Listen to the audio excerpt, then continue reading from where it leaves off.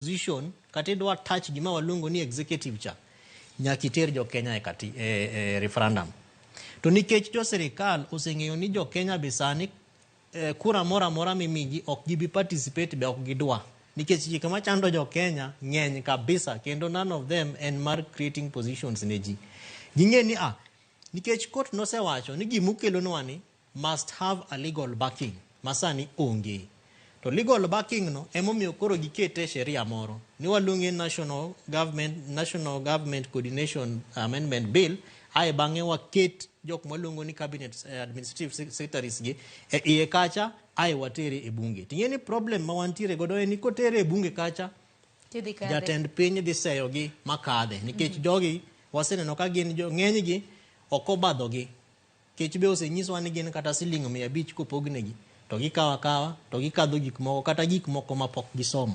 To nikech wane magigonwa simo to wanyiso gi ni gino kik ugoye yes nikech ok en ki katiba, but problem en ni bang'e to gisere kucha to gipitisha gi. Namba 2 en ni court nowachonwa ni bendu keto gi ji 50 to public participation masharo ni isewacho cha nodwaro mana ji 23. Ting'eni bill magiloso ni okoketo cap mar rais gi namba monyalo keto. Emomiyo koro ji 27 ka gimedo nikech rais marwa kata jatend piny Mheshimiwa William Ruto nigi ji mang'eny kabisa mano chung'e ticket mar UDA.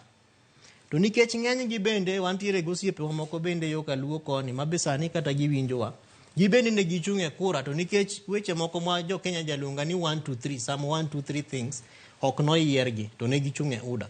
Koro nyaka manyne gi positions nikech jatend piny en ng'at ma politically futuristic, en ong'iyo mbele. To penjre ni to kochopo 2027 madhi Homa Bay kacha ng'ano manyalo konya seyo jokura. Okay, en Dr. Evans Kidero for example. To Kidero ni koro chiemoro kagone sima nyise ni konya mobilize nikech Kidero bende nigi capacity mar financing and proper political campaign to en gi pesa moromo nyiewo ji madwa ni mondo nyiew mondo go kura. To bo wacho to jatelo ne wan kodi mokalo cha to niwe yawe gi dhoga kama. Omiyo jatelo mar piny nyaka obe oket hakikisho nitiere tienge manyaka oket mo make sure ni there will be no excuse. Ting'eni en kata wacho wach mar legal advisor miluongo ni Attorney General President sani nyisogi ni an na miyo utich to jok manodagi miyo utich ne en doho. Koro an excuse mar koso miyo utich kikupenja. However nitiere mechanisms mabende waketo in place koro amendment bill mitimoni. Omiyo ok en gima dhi konyo jo Kenya.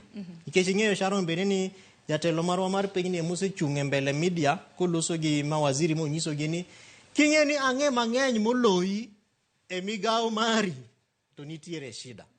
Manyiso ni samoro bende as Brian is talking about deficiencies adwa ni mondo akwaye mondo yiena mondo amed moro miluongo ni intellectual deficiency. Koro gin deficiency adek. Koro gin adek.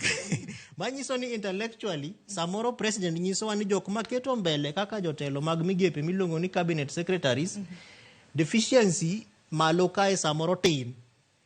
Nikech jogi be ang'eyo mang'eny e migawo magichung' negi. Koro adwa ni mondo amigi jomoko manyalo konyogi disregarding the principal secretaries. Nikech ing'e ni gimoro mabe pok walose ka en gimiluongo ni Public Service Commission structure mabe court no lose. To PSC no wacho ni waonge gi mechanism kata mana mar chulo osara ng'amiluongo ni Cabinet Administrative Secretary. Ang' wakete level mane. Nikech penjo mana penjo ni koro